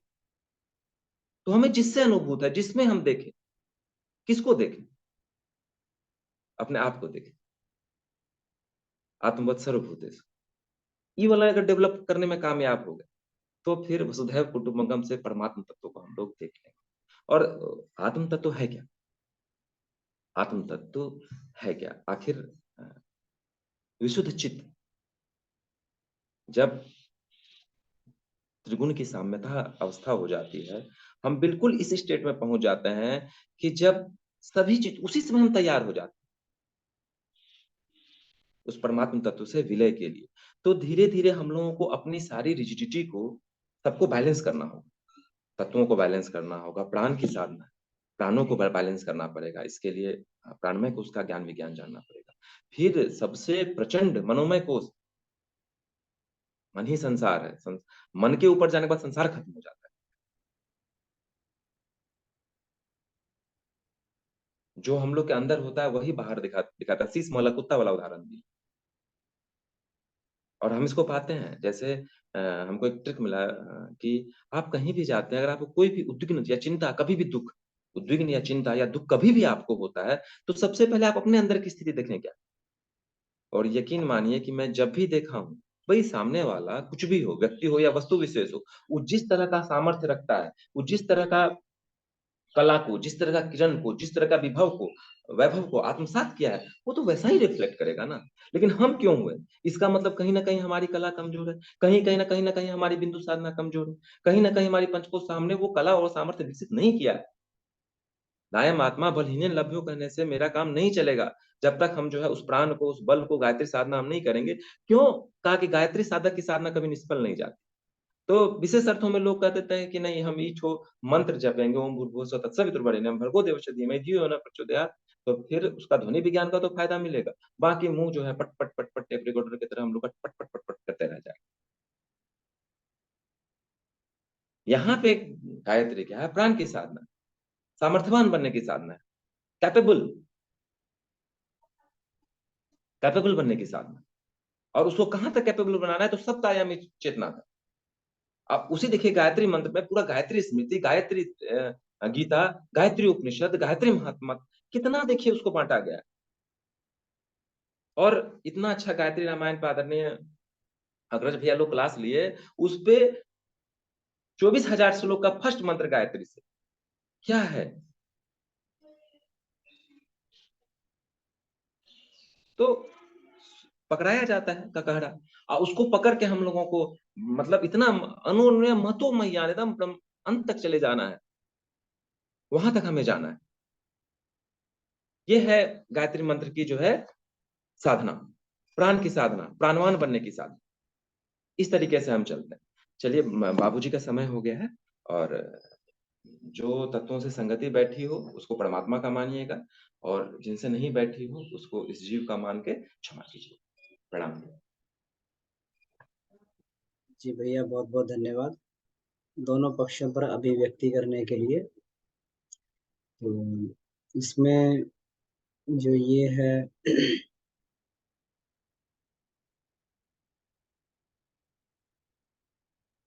भैया ने बताया है कि तत्व व्यक्ति के आनंद में बाधक होता है। अभी तक हम लोग जो भी आनंद ले रहे थे वो तत्वों के आधार पर ही आनंद ले रहे थे। तत्वों की तन्मात्राएं होती हैं, तो इंद्रियां जब किसी तत्व को स्पर्श करती हैं तो उसकी एक अनुभूति उसको होती है, ज्ञान इंद्रियों को। तो वही जो है अनुभूति को तन्मात्रा बोला जाता है, और यही अनुभूतियां हमें खंडानंद का बोध करवाती रहती। आनंदमय कोश में उसको भी पार करके उस अखंडानंद सच्चिदानंद से जुड़ा जाता है, ताकि इस शूद्र आनंद से हम लोग ऊपर उठ के और उस परमात्मा सत्ता से जुड़ सके, जहाँ पर फिर आनंद का कोई खंडन नहीं है। अंतिम कोश रस का ही कोश रह जाता है, क्योंकि यहीं से जीव की यात्रा प्रारंभ होती है। जब ब्रह्म के अंदर एक रसानुभूति पैदा हुई, एक रस पैदा हुआ, एको हम बहुश्याम, तो इसमें जो है ये इसी रस से जो है जीव की उत्पत्ति हुई। अब कौन किस प्रकार से रस लेना चाहता है, तो उसी रसानुभूति से जीव के कोशों का निर्धारण हुआ, जीव के शरीर का निर्धारण हुआ। तो ये भैया ने बहुत अच्छा समझाया। इसी प्रकार से बिंदु में भी कहते हैं कि विज्ञान की भाषा में बोले तो इसको ये कहा गया है कि एक इनफाइनाइट डेंस हॉट पॉइंट था एक, और उसमें एक विस्फोट हुआ। इसी को बिग बैंग थ्योरी बोलते हैं। और वो इनफाइनाइट हॉट और डेंस पॉइंट से जो है पूरे के पूरे ब्रह्मांड की तरफ एक्सपेंड करता गया, और पूरा का पूरा ब्रह्मांड लाखों वर्षों के बाद में जो है प्रकाश उस बिंदु से निकला। तो यही ईश्वरीय बिंदु, और यही बिंदु हमारे मस्तिष्क मध्य में भी, जिसको हम त्रिपुटी बोलते हैं, यहाँ पर भी व्याप्त होता है। हम लोग ध्यान के माध्यम से उस बिंदु को भेदने का प्रयास करते हैं, और जैसे ही भेदने का प्रयास करते हैं तो धीरे धीरे करके वह बिंदु जब प्रस्फुटित होता है तो असीम प्रकाश जो है व्यक्ति अपने मस्तिष्क में दिखाई देता है, और यही परमात्मा का साक्षात्कार है। परमात्मा जब दिखाई देता है पंच कोशों में प्रकाश के रूप में, प्रकाश की अनुभूति के रूप में, श्वेत प्रकाश की अनुभूति के रूप में, तो जब परमात्मा से ये साक्षात्कार होता है तो असीम आनंद की अनुभूति उस समय जीव को होती है। तो यही आनंदमय कोश की बिंदु साधना में किया जाता है कि उस बिंदु का ध्यान करके और उसको छेदने का प्रयास किया जाता है। और एक जगह इसमें लिखा भी है कि ये जो है बिंदु, इसमें मन और प्राण से आवृत है। परम पूज्य गुरुदेव ने वैज्ञानिक अध्यात्मवाद विशेषांक में अखंड ज्योति में लिखा कि मन और प्राण से आवृत रहता है। तो मन और प्राण की आवृत्ति को ही भेदा जाता है, उसी को छेदा जाता है, तभी परमात्मा का प्रकाश हमें प्राप्त होता है। तो बहुत बहुत धन्यवाद भैया। बहुत सुंदर अभिव्यक्ति आपने जो है ये दोनों विषयों पर दी, इसके लिए बहुत बहुत धन्यवाद आपको। अब इसके बाद में बाबूजी से विनम्र निवेदन है, बाबूजी आप आए और हमें इस पे और प्रकाश हमें इसमें आप दें, और जो भी कोई प्रश्न उत्तर हो तो उसको भी हम लोग चर्चा कर सकते हैं इसमें। जी जी बाबूजी, जी बाबूजी प्रणाम। जी प्रणाम अमन जी, और विष्णु जी को आभार। देखिए, अपने अपने अनुभवों के साथ उन्होंने अच्छा इंटरप्रिटेशन किया है और मूल्य तथ्यों पर प्रकाश डालने का प्रयास किया है। हम लोग के आनंद में की जो आज कक्षा है, तो आनंदमय के लिए अपने ही विचार करना चाहिए कि हमको कब कब आनंद मिलता है दिन भर में, किन किन परिस्थितियों में हम आनंद की अनुभूति करते हैं, कब कब दिमाग में खटपट हो जाता है, तो भीतर से ही उसके उत्तर मिलने लगेंगे। तो उस परिस्थितियों से आदमी अपने को बचाव करता है। ऋषियों ने पाया कि तीन चीज आनंद को अधिक डिस्टर्ब करता है। आनंद कम हो जाता है, और वो तीन चीज रहे उसकी, तो उसमें आनंद बढ़ जाता है। तो आनंद को प्रभावित करने वाले तीन चीज में तो ऑडो विजुअल होता है। ऑडो, सारा संसार दृश्य और श्रव्य है। इसी को नाद और कला कहा जाता है। दृश्य और श्रव्य जो भी है, या तो घटनाक्रम दृश्य देखता है आदमी, आंखें आन्हर आदमी हो जाए बेचारे, देखे तो सूर्यदास ने फोड़ लिया, आंख ही सब दिखाई पड़ा, इसका बिल्डिंग, उसका चेहरा, ऐसा चेहरा वैसा, और कान सुन रहा था क्या बोल रहा था, इन्होंने ऐसा बोला वैसा बोला, शब्द फाड़ दिया, आवाज घायल हो गई। सारे संसार चूंकि ध्वनियों से चल रहा है, तो इस पर प्रकाश डाला भी है थोड़ा विष्णु जी ने। तो आवाज ही आदमी के आनंद को खंडित कर दे रहा है। ये आवाज बढ़ा भी रहा है, देखिए तो तोड़ भी रहा है आवाज, संगीत सुनकर, म्यूजिक सुनकर, भक्ति भाव में भजन गाकर, देखिए झूम भी रहा है आदमी, और गाली गलौज से, ये करने से, वो करने करके, आवाज से ये देखिए कितना फट भी रहा है। ऐसे बोल दिया वैसे बोल दिया, हम इतना किए हैं, हमरा कुछ वैल्यू नहीं दिया, ऐसा कह दिया, आपको ये कुछ करता भी नहीं। ये सारे दिन आवाज घायल कर दे रहा है, और हम लोग खाली बस कहने भर को रहता है जीव की क्रिया। नैनम सिद्धांत, मैं आत्मा हूँ, मुझे किसी भी तरीके से न काटा जा सकता है, न गलाया जा सकता है, न बहाया जा सकता है। आवाज ही जब घायल कर दिया तो क्या अपनी औकात समझा जा सकता है कि हमारी क्या औकात है, हमारी साधना कैसी है। आवाज लहर है, इसी में ही हम घायल हो जाए तो इतना कमजोर बन करके छुई मुई कह दिन, एक दिन भी नहीं हम जिंदा रह सकते। अपने को तबाही, भीतर वाला बहुत स्ट्रांग है, निर्वाण, सभी तरह के बाण, किसी भी तरह की ध्वनिया हो, बैखरी हो, मध्यमा हो, पसंती हो, विचार हो, थॉट आ रहा है, निगेटिव पॉजिटिव थॉट, इससे हम क्यों डिस्टर्ब ना। ये लहर है, दौड़ रही, इसका मजा लिया जाए। खाली पॉजिटिव का ही मजा न लें, हम नेगेटिव थॉट का भी मजा लें। संसार में सारे विचार दौड़ रहे हैं, हमारे लिए नेगेटिव, किसी के लिए तो पॉजिटिव है। वो केवल अपने ही फायदा नफा क्यों सोचे। तो अपने को हमेशा साक्षी भाव में रखना होता है। यदि मजा लेना है तो दर्शक बन के, काम वाले जो अपने लिए फायदेमंद है उसको चुन लिया। भगवान जी का बाजार, ब्रह्मांड बहुत बड़ा है, दृश्य भी प्रभावित करता है, दृश्य को कला कहते हैं। बस वस्तुएं देख करके दृश्य को, ये दृश्य ही ग्रह नक्षत्र बन, गृह है, यहाँ गया वहां गया, मैग्नेटिक फील्ड बदला, दृश्य ही तो चेंज, यहाँ था वहां गया, अरे मुहूर्त आ गया हो गया, दृश्य पटल रहे कि नहीं। और सारे दृश्य भगवान ने, हमने बना दिया है, ग्रह नक्षत्रों को ईश्वर ने बना दिया, और ईश्वर चूंकि कल्याणकारी शिव है, कुछ भी इस ब्रह्मांड में गलत नहीं बनाएगा। अपनी ही ताकत कमजोर है तो उसमें फंस गए। सारे संसार की मस्ती को ये रूप डिस्टर्ब कर रहा है, और आवाजें डिस्टर्ब कर रही है, इसको बोलते हैं ऑडियो विजुअल। बस दृश्य, तो ये देखिए नीचे वाला सब हिस्सा ऊपर से नीचे तक आ गया। एक और चीज हमें दिक्कत पड़ती है, जिसको बिंदु कहते हैं। बिंदु माने परमात्मा।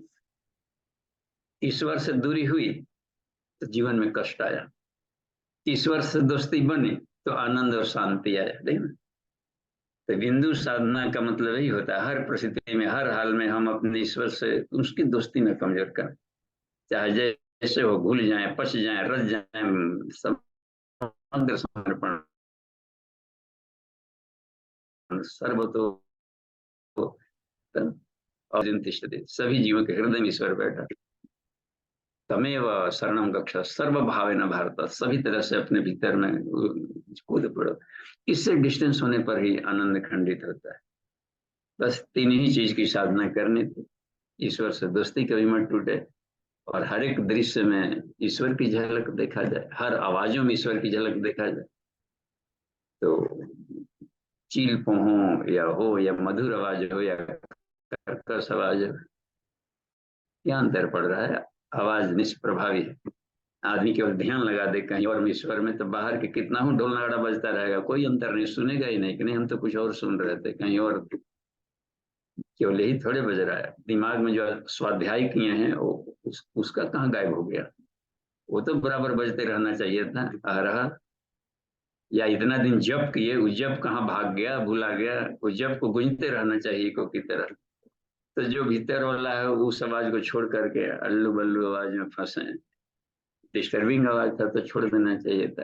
तो ये बहुत ही सरल साधना है, इसका अभ्यास हम लोग करते जाएंगे, मजा आ जाएगा। हर आवाज का मजा लिया जाए, अपना वाला तो अपना वाला है ही, अटपटा वाला भी, हर परिस्थितियों का आनंद लिया जाए। सुख में तो मजा आसान हो जाता है, बह गए।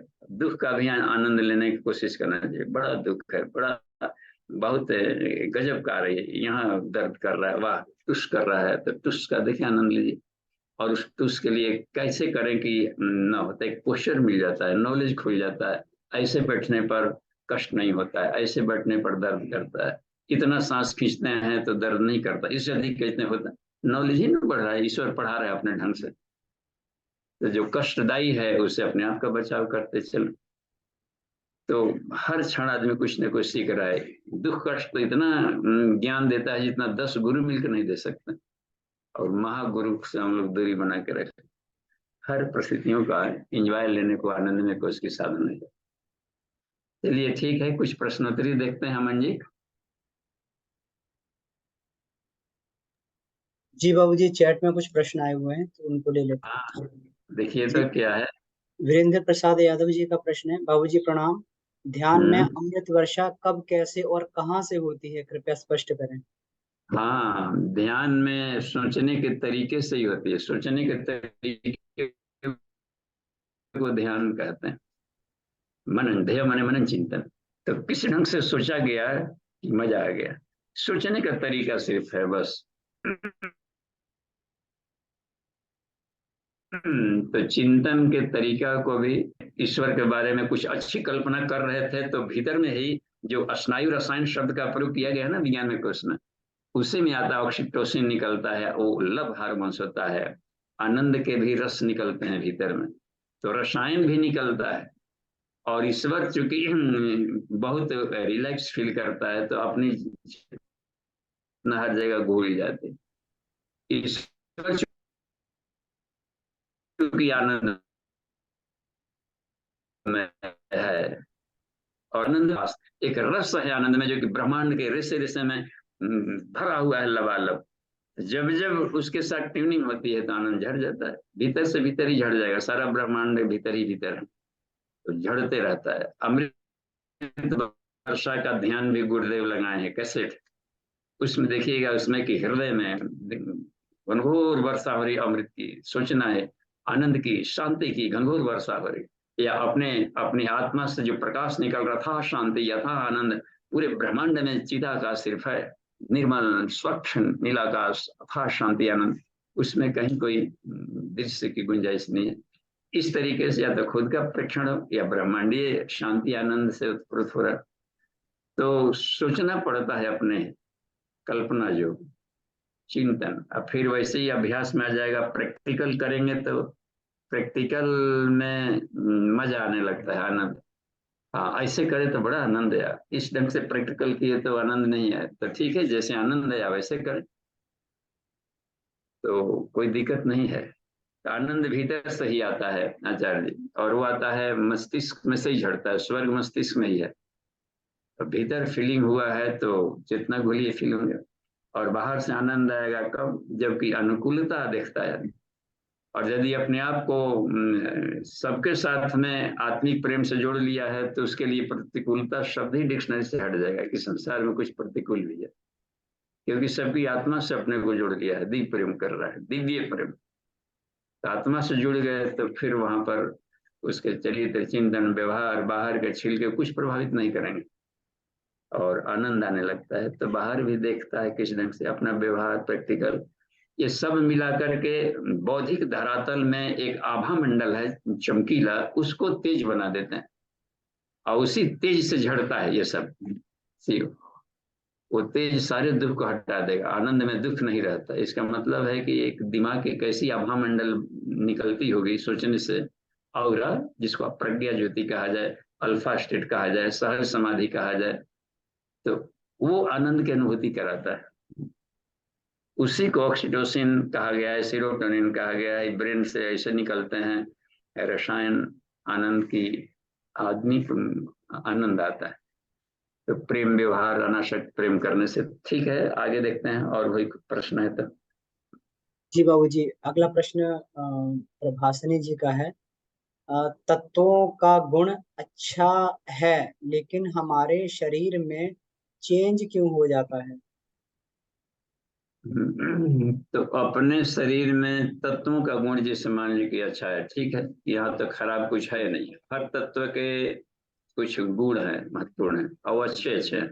जैसे पृथ्वी तत्व है तो क्षमाशीलता, सहिष्णुता, सुदृढ़ता, मजबूती, अच्छा है।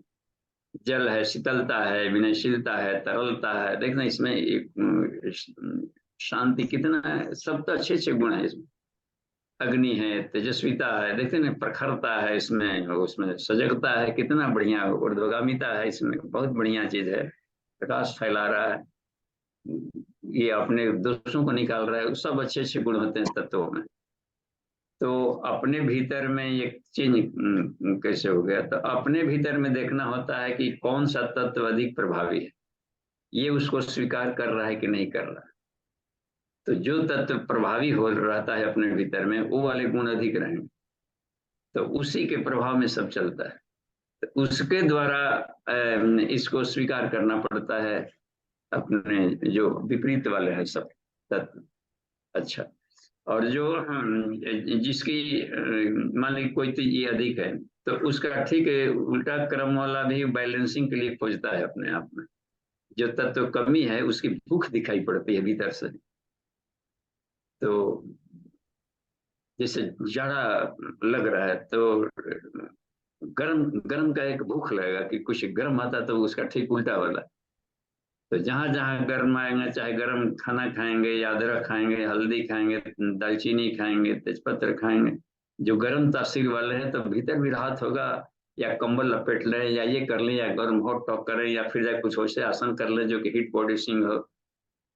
तो जो भीतर से इच्छा उभर रही है ना, तो वो उसको बैलेंस करने वाली आती, बस उसको अच्छा लगता है। आलसी आदमी के लिए वो बहुत अच्छा लगेगा, वो चंचलता, लाल किरणें उसको तेजस्वी बना देगी। और कोई गर्म लाल वाला है तो नीली किरणें उसको बहुत अच्छी लगेगी, थोड़ा सा राहत फील करने लगेगी, अब माइंड ठीक हो गया ऐसा। तो इसलिए तत्वों के स्वभाव देखने पड़ते हैं, तत्व साधना करनी पड़ती है, कौन पक्ष कमजोर है। कोई मान लीजिए साधक सामने है, उसको प्राणिक हीलिंग करना है, तो देखना पड़ता है कौन से तत्व के से इसके शरीर में कमी है, वो तत्व वाला चक्र कहाँ है, वहां पर आप रेडिएशन फेंकेंगे और उस ऊर्जा से उसके बॉडी में फैल रहा है। इस तरह से ऑपरेशनल प्रक्रिया करनी पड़ती है। वो डिस्टेंस भी हो सकता है, करीब में भी रहेंगे तो और अधिक प्रभावी होता है। तो ऐसे बैलेंस करते हैं। पता नहीं उनके प्रश्न का सही उत्तर मिल रहा है कि नहीं, क्या पूछना चाह रहे थे, क्या हम बताने लगे। जी जी बाबूजी, तो ये यही पूछ रहे थे कि तत्वों का गुण तो अच्छा होता है, लेकिन ये शरीर में जाके फिर ये चेंज क्यों हो जाता है? चेंज होता है, रिफ्लेक्शन होता है ना तत्वों का। कौन से अपने तत्वों में उसको स्वीकार किया, नहीं किया, और किया तो अपने ढंग का वो ढाल देगा। शरीर में क्षमता होती है अनुकूलन की, वो अपने ढंग का बना लेगा। अब जैसे मान लीजिए कोई तमोगुणी स्वभाव का है तो वो अच्छी ध्वनिया भी आएगा तो गाली देगा, उस सड़ले पाकल वैसे देगा खराब सा, क्योंकि वो भीतर में शब्द तो वही रहेंगे, वही 50 शब्दों का प्रयोग करेगा, क ख ग घ ङ च छ यही सब का प्रयोग करेगा वो भी। लेकिन अपने स्वभाव के आधार पर उसको भीतर मूल्य करके वैसी माला बनाकर फेंक देगा। तो उसकी गलती नहीं, वो वाले लेयर की थोड़ी सफाई कर लेगा तो वही आदमी। संस्कृत देखिए, रत्नाकर डाकू कहाँ संस्कृत बोलता था, एक भी लाइन नहीं जानता था, वही वाल्मीकि बन गया तो जीवों में सरस्वती आ गई। आवाज था, आकाश तत्व था, शुद्ध कर लिया तो अपने ढंग को फिल्टर किया। तो भीतर जितने शुद्ध होगा तत्व उतने ही बाहर से शुद्ध तत्वों को खींचेगा, साधर्मिता के आधार पर, यानी अपने स्वभाव वाले को खींचेगा। माइंड वाला मन और विचार शुद्ध होगा तो आकाश से शुद्ध विचारों को सिर्फ पकड़ पकड़ के ले आएगा। विचार गंदे होंगे तो आकाश में दौड़ने वाले गंदे शब्दों को, गंदे वाक्यों को, खुद ही निगेटिव थॉट होगा तो निगेटिव का पहाड़ बाहर से ले आएगा। तो ये साधर्मिता के आधार पर परिवर्तन हो जाता है, तो अपने को बदलना जरूरी है। जी बाबू जी, धन्यवाद। भूपेंद्र सिंह राणा जी का प्रश्न है, गुरु जी प्रणाम, तत्व और पदार्थ में क्या अंतर है? देखिए, तत्वों पदार्थ होता है तो तत्वों के मेल को सब्सटेंस है ना उसमें, तो ढेर सारे तत्व मिलकर कोई पदार्थ बनाते हैं। तो वो एलिमेंट्स से होता है, एलिमेंट्स होते हैं, जैसे कि कोई भी चीज के एलिमेंट्स, केमिस्ट्री में भी तत्व शब्द आता है। तो ये एक एक घटक, उसकी एक इकाई की घटक है, और एक समूहबद्ध बनेगा तो कोई पदार्थ बनेगा, विजुअल होगा। तो प्रकाश एक तत्व है, लेकिन प्रकाश के समूह बन मिल जाते हैं तो कला कहलाने लगता है। एक किरण को हम नहीं देख पा रहे हैं, तो बहुत ही सूक्ष्म होते हैं। कैसे, जैसे मन है तत्व सूक्ष्म, मन को हम नहीं देख पा रहे। तो वायु को भी देखिए तत्व है, उसको हम लोग नहीं देख पाते हैं, किसने देखा। तो पृथ्वी भी एक तत्व है, उसको हम लोग नहीं देख पाते। जिस जिस पृथ्वी को देख रहे हैं वो अकेले नहीं है, उसमें जल भी है, वो भी है, अग्नि, सब मिल करके पंचीकरण बना करके आटे की लोई की तरह बनी, इसलिए दिख रहा है। तो एक तो होता है अत्यंत सूक्ष्म इकाई होता है यह तत्व, बस वह इसका तत्व दर्शन किया है ना। हे अर्जुन, जो हमको तत्व से जानता है वही सही जानता है। इसका मतलब है कि मैं हाड़ मांस का हूँ, वसुदेव का पुत्र है, ये बाहर के परिभाषाओं से परे वो जानता है कि परब्रह्म का एक दिव्य अंश स्फुलिंग है, तो कहा कि ये तत्व से जानता है। तो जो होता है अत्यंत सूक्ष्म और उसकी कारण सत्ता है तत्व, यानी बहुत ही अति सूक्ष्म अवस्था एक होती है उसकी, और उसके जो डायग्नोस्टिक फीचर इकाई है सूक्ष्मता की, और पदार्थ बन जाता है ढेर सारे, उसके कलेक्शन कर लेंगे मिला करके, तो जो विजिबल हो और सब्सटेंस से हो, सुन सके, देख सकें, कर सकें, पदार्थ कहलाएंगे। तो ढेर सारे एलिमेंट्स मिल करके, पार्टिकल्स मिलकर पदार्थ बनाते हैं, अणु टाइप का बना लिए, पदार्थ बन गए। तो ऐसा होता है ये पदार्थ। पद शब्द आ गया ना, पदार्थ जी। तो अमन जी, आपको कोई दूसरा तरीके से मालूम है तो बताइए। जी बाबूजी, मेरा भी कुछ यही मत है इसमें कि तत्व बेसिक एलिमेंट हुआ बिल्कुल मूल रूप से, और पदार्थ जो है फिर कई चीजों से उसमें कॉन्फ़िगरेशन अलग अलग मिल के तब बनता है पदार्थ, जो कि पदार्थ में तो बहुत सारे तत्व होते हैं। तो मटेरियल जो है जो बनता है ये तत्व के अगला अलग अलग प्रश्न तरह। देखिए, तो और भी कोई प्रश्न है तो रखा जाए, देखिए। जी जी बाबूजी, इसमें और तो कोई प्रश्न नहीं है बाबूजी इसमें। चलिए, जर्नी में चूंकि रहे रात भर इसलिए थोड़ा सा ये है, फिर भी ताजे जी हैं, चलिए पूछिए। जी जी। तो चारों खत्म हो गया, अब देखिए तो हाँ 25-5 मिनट। बाबूजी, इसमें एक ये चीज है कि आत्मा ही प्राण को पैदा करता है, तो आत्मा से ही प्राण पैदा होता है, जो इसमें ये कहा गया है ईशावास्य उपनिषद में, प्रश्नोपनिषद में कहा गया है। तो उसमें जब आत्मा प्राण को पैदा कर रहा है तो फिर हम लोग ये क्यों बोलते हैं कि हमें अन्न से प्राण मिल रहा है, हमें और चीजों से प्राण मिलता है? तो जब आत्मा ही प्राण को पैदा कर रहा है तो फिर अन्न खाने की आवश्यकता क्यों पड़ती है? हम्म देखिए, तो अब आत्मा प्राण पैदा किया तो उस प्राण को किस रूप में जानेंगे? विल पावर, इच्छा। तो इच्छा ही प्राण है। अब रह गया कि आत्मा को कोई लड़का पढ़ नहीं रहा, उसकी इच्छा ही नहीं हो रही है। इच्छा होती है कि उठे, अब उठने की इच्छा होती है तो उठता है आदमी, चले उठे। हर एक के पक्ष में देखें कि इच्छा काम कर रही है, वही विचार बनती है, क्रिया बनती है। ईश्वर ने इच्छा किया कि एक से अनेक बने, तो उसी विल पावर को, इच्छा को आदि शक्ति कह दिया जाता है, प्राण है वो। तो अत्यंत वो प्रज्ञा के रूप में, विचार के रूप में रिफाइंड निकला, वो सारे के तत्व पैदा कर दी। अब जिस तरह का हो गया आकाश तत्व, ईश्वर की इच्छा से ही निकला, तो इच्छा से निकला प्राण, निकला तो प्राण के वेरिएशन से सारे तत्व बन गए, पदार्थ बन गए। अब देखिए, अन्न में कहा जाता है जीवनी शक्ति को, तो प्राण का एक नाम है जीवनी शक्ति, प्र प्लस अन्न, जीवनी शक्ति। और वो जीवनी शक्ति सॉलिड चीज में, अनाज भोजन वगैरह सब में भी जीवनी शक्ति है, पानी में भी जीवनी शक्ति है, अग्नि में भी जीवनी शक्ति है, हम लोग सूर्य से ले लिए, आकाश में भी जीवनी शक्ति है, हवा भी प्राणायाम से जीवनी शक्ति लेकर ढोल रहा है। तो हर जगह जीवनी शक्ति घुला हुआ है।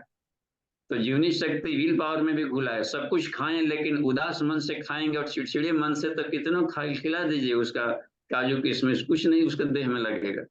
नेगेटिव थॉट है, देखते हैं, भूख को मार देता है सीधे। तो जीवनी शक्ति तो हर जगह घुला हुआ है, इच्छा भी हर जगह घुला हुआ है, ईश्वरी इच्छा चल रही है। अपने ऊपर रहता है कि हम इच्छा के रूप में ले सकते हैं अपने गुड विलिंग। केवल इच्छा भी हो, लेकिन शरीर खोजता है ना, शरीर भी प्राण से बना है, तो शरीर अन्न वाला प्राण को आसानी से ले लेगा। इसके भीतर में जल तत्व भी है, तो जल वाला प्राण से अधिक ले लेगा। इसमें हीट भी है तो वो अग्नि तत्व से लेगा। इसमें सांसें भी दौड़ रही है तो हवा तत्व से भी ले लेगा। माइंड भी है इसमें, ब्रेन वगैरह है, वो विचार तत्व से खींच लेता है। क्योंकि जीवनी शक्ति हर जगह भूली है, तो शरीर में फिल्ट्रेशन के अलग अलग यंत्र लगे हैं, इसके आधार पर वो ले लेता है। ऑटो सिस्टम भी है, कोई कोमा में है तो भी ईश्वर उसको जिंदा रख सकता है, समष्टि चेतना। तो अवचेतन मन इच्छा करके अपना काम लेते रहता है। तो मुख्य रूप है विल पावर, और हर कोशिका की अपनी विल पावर होती है, उसका एक माइंड होता है न्यूक्लियस, उसकी इच्छा है। लेकिन पहले भोजन आप लेते रहिए सात्विक सात्विक सात्विक सात्विक, एक दिन तामसिक ले लेंगे तो तुरंत नहीं खा लेगा। या सात्विक में ही रोज ले रहे थे अपना, मान लीजिए मूंग के दाल मूंग के दाल मूंग के दाल ले रहे हैं, एक दिन आप अरहर के दाल ले लेंगे तो दाल भी मान लीजिए सात्विक नेचर का हो, तो भी बगावत करेगा, भीतर वाला पचेगा नहीं, सोचेगा कि पता नहीं कैसा दुश्मन आया है कि दोस्त आ गया है। सारे सेल्स मिलकर के मीटिंग करते हैं, उसके बाद आते हैं। लंबे फास्टिंग रह लेंगे तो अचानक लिक्विड का दूध भी नहीं स्वीकार करता, पानी भी लेंगे तो पकड़ लेता है कहीं।